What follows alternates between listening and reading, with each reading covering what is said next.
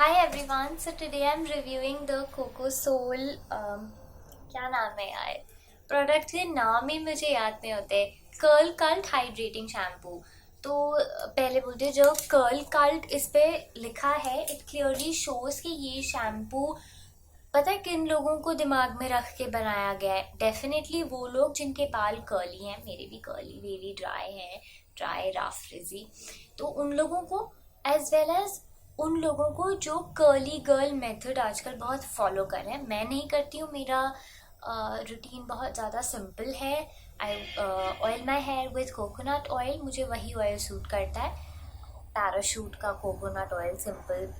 And उसके बाद मैं शैम्पू करती हूँ। I mostly don't use a conditioner क्योंकि मुझे मेरे बालों में उस स्टेप का, to be very honest, in real life फ़र्क नहीं दिखता। तो जिस चीज़ का आपको फ़र्क नहीं है, आप क्यों अपना पैसा और टाइम उस प्रोडक्ट पे लगाओगे, राइट?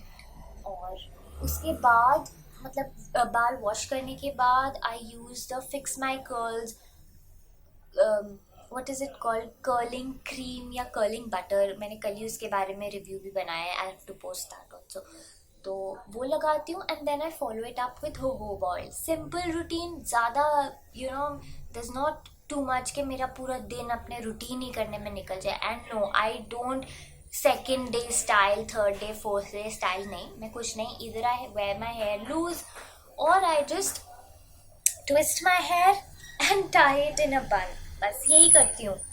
और जो भी फिर बाकी की स्टाइलिंग होती है वो इस ट्विस्टी बन के साथ हो जाती है। Nothing more than that. मैं कोई हीट नहीं यूज़ करती हूँ बिकॉज हीट से मेरे बाल बहुत ज़्यादा डैमेज हो जाते हैं। अच्छा, तो इस के बारे में मैं बता रही थी। तो ये शैम्पू मुझे अमेज़ॉन पे दिखा जब मैं कर्ली हेयर शैम्पू ढूंढ रही थी अपने लिए। तो वहाँ पे ये एक बहुत ही अफोर्डेबल शैम्पू लगा। अफोर्डेबल ऐसे तो नहीं बोल सकते, पर अगर आप इसे बाकी कर्ली हेयर शैम्पू से कंपेयर करें तो ये बहुत अफोर्डेबल शैम्पूज़ में आता है। एंड रिव्यूज़ भी उस टाइम पे मुझे लगता है अच्छे थे या नहीं थे। रिव्यूज़ ज़्यादा नहीं थे, बहुत नया प्रोडक्ट था, one of the two things. तो मैंने I decided to go ahead. Also this shampoo is free of silicones, तो मैं स्कैल्प पे कभी भी सिलिकॉन लेडन प्रोडक्ट्स नहीं लगाती हूँ बिकॉज दे बिल्ड अप और मुझे सेबोरिक डर्मेटाइटिस हो जाता है। अनदर थिंग जिससे मुझे सेबोरिक डर्मेटाइटिस होता है वो है कोकोनट ऑयल, और ये प्रोडक्ट का तो हाईलाइट ही कोकोनट ऑयल है। इसमें इंग्रेडिएंट्स लिस्ट पूरी नहीं दी है, बट आई थिंक इसमें जो सर्फैक्टेंट्स यूज़ हुए हैं they are coconut oil based. तो कोकोनट ऑयल बेस्ड सर्फैक्टेंट से मुझे इतना इशू नहीं है जितना कि मुझे प्योर कोकोनट ऑयल से है। Now in that regard also कई लोग कहते हैं कि जब आप extra virgin coconut oil use करते हो तो स्टोरी इज़ लिटिल डिफरेंट। कई लोगों को बिल्कुल ही कुछ नहीं होता, बट मुझे तो एक्स्ट्रा वर्जिन कोकोनट ऑयल से भी प्रॉब्लम्स होती हैं on my skin as well as on my scalp. तो whereas my hair loves coconut oil, but my scalp and skin just don't like it, like उनको allergy बोल लो या breakout या जो भी बोलो वो हो जाता है। तो मैं ये कह रही थी कि इसमें सिलिकॉन नहीं है बट इसमें कोकोनट ऑयल है और कोकोनट ऑयल डिराइव्ड सर्फैक्टेंट भी है। तो इंग्रेडिएंट्स लिस्ट तो पूरी मेंशन है नहीं, we don't know what surfactant is use, but we do know कि इसमें कोकोनट ऑयल है।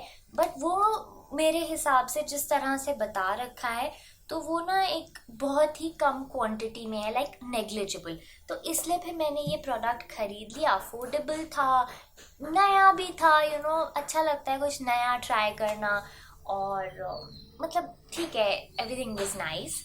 तो उसके बाद ओके, जब मैंने ये प्रोडक्ट खोला तो इसकी इतनी खूबसूरत, इतनी प्यारी फ्रेग्रेंस है, जो वो typical I think cocoa butter, शायद कोको बटर वाले प्रोडक्ट्स में होती है या समथिंग लाइक दैट। हाँ, तो इतनी प्यारी मुझे इसकी फ्रेग्रेंस लगी and it was a very lingering fragrance for the first one और two times that we use the shampoo. उसके बाद कुछ इतनी खास नहीं लगी, मतलब आई थिंक फ्रेग्रेंस उड़ गई उसकी, और अब जैसे अराउंड ओनली 50% उसकी फ्रेग्रेंस इन रियल लाइफ में बची है, but it's still really nice. Okay, इसका प्रोडक्ट का बहुत बड़ा प्लस पॉइंट है कि it's very fragrance laden and it's a nice fragrance. तो वेल, आप लोगों के लिए ये एक नेगेटिव पॉइंट भी हो सकता है क्योंकि इतनी ज़्यादा इसमें फ्रेग्रेंस की क्वांटिटी है। तो if you don't like fragrance तो आप ये प्रोडक्ट मत यूज़ करना। और ठीक है, फिर क्या हुआ, जब मैंने ये प्रोडक्ट यूज़ किया, मैंने ये प्रोडक्ट मई में लिया था and I took my jolly good time to give this review, क्योंकि मैं जज कर रही थी प्रोडक्ट को कि मैं इसके बारे में एक्चुअली फील क्या करती हूँ। एक बार, दो बार, तीन बार यूज़ करने से ना एक शैम्पू आपको समझ में नहीं आता है। तो मैंने आई थिंक अपने 2 महीने लिए, हाँ 2 महीने लिए हैं, और फिर मैं आई हूँ आपके सामने। अच्छा, फिर क्या हुआ, जब मैंने प्रोडक्ट फर्स्ट टाइम यूज़ किया तो मतलब ना इसमें झागी ना बने। ठीक है, कई प्रोडक्ट्स ऐसे होते हैं जिनमें झाग नहीं बनती, पर ना आपको फिर भी क्लीन वाली फीलिंग आ जाती है। ये मेरा एक्सपीरियंस है, और मैं अभी कोई प्रोडक्ट ऐसा कोट नहीं कर सकती, बट मुझे लगता है मैंने ऐसे प्रोडक्ट्स यूज़ किए। ये ऐसा प्रोडक्ट है, इसमें झाग नहीं बनती, और जब तक झाग ना बने वो क्लीन वाली फीलिंग ही नहीं आती। और उस वजह से झाग बनाने के चक्कर में ना मैं इस प्रोडक्ट के अराउंड 10 पंप्स, 10 से ज़्यादा भी हो सकता है, 10 पंप्स यूज़ करती हूँ, which is a lot of shampoo, it's a lot of product. और सेम विद माई हस्बैंड। अच्छा, I tried telling my husband, you know, this is not a very foaming shampoo, this is a low sudsing shampoo, तो आप ना ज़्यादा मत लगाया करो, use little, you know, just a coin size, just use 1 pump. So he also has curly hair, but he has a short, जैसे boys का होता है वैसे। अच्छा, फिर जब मैंने अपने हस्बैंड का ओपिनियन लिया इस प्रोडक्ट को लेके, तो उन्होंने कहा कि उन्हें ऐसा लगता है कि ये शैम्पू यूज़ करके उनके बाल ज़्यादा स्मूथ, ज़्यादा सॉफ्ट उनको फील होता है। वेरस मेरा एक्सपीरियंस ये था कि ये शैम्पू यूज़ करके मेरे बाल रफ, ड्राई, रिजी, टैंगल्ड ऐसे होते हैं, और कोई फ़ायदा नहीं होता। They are not more textured, they are not more hydrated, जैसा कि पैकेजिंग पे क्लेम्स हैं हाइड्रेशन का एंड ऑल, तो वो सब कुछ भी नहीं था।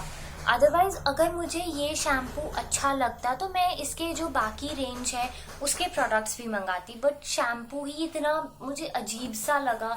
सी टेक्निकली हो सकता है कि मैं बहुत ज़्यादा क्वांटिटी यूज़ कर रही हूँ जिस वजह से ये ड्राइनेस हो रही है, बट मैं क्या करूँ, you know, like my husband says, तो he has a bob cut, obviously he is a boy, short normal जैसे लड़कों के होते वैसे, एंड ही यूजेस 3 पंप्स और मैं इतने सारे, तो मतलब we are using a lot of product, because जब तक वो ना ये सर्ड्स नहीं करते हैं, फोम नहीं होता ना, तो तसल्ली नहीं आती है, मतलब सेटिस्फैक्शन नहीं होती है कि मेरा स्कैल्प एक्चुअली क्लीन हो रहा है।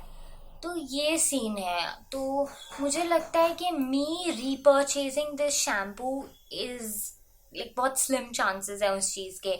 इनफैक्ट अगर मैं इस शैम्पू को कर्ल अप शैम्पू से कंपेयर करूं तो मुझे हाइड्रेशन वाइज कर्ल अप ज़्यादा सही लगा, और अगर क्लेनलीनेस कोशेंट की बात करूँ तो मुझे दोनों काइंड ऑफ बराबर ही लगे, कि मतलब स्कैल्प की क्लेनलीनेस की अगर मैं बात करूँ, दोनों ही दे वर ओके, इतना ज़्यादा क्लीन नहीं करते, it's fine, like satisfactory job. I shampoo my hair once a week or so. अगर आप बहुत फ्रीक्वेंटली शैम्पू करते हैं तो you may have a different story, या कई बार क्या होता है ना, एक जगह का पानी, how it interacts with the shampoo, वो भी एक अलग चीज़ होती है।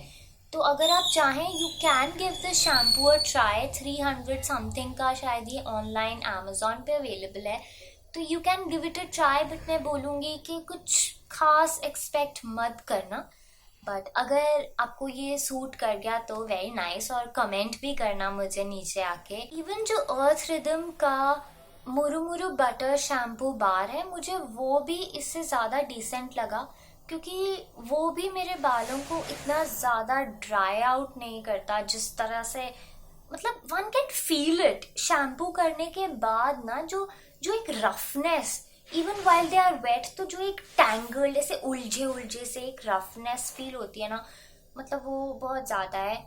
बट मैं कोशिश करूँगी फिर भी to work out with this shampoo. अगर कुछ होता है in future I make a short on it, और फिर आप देख लेना if there is any different result.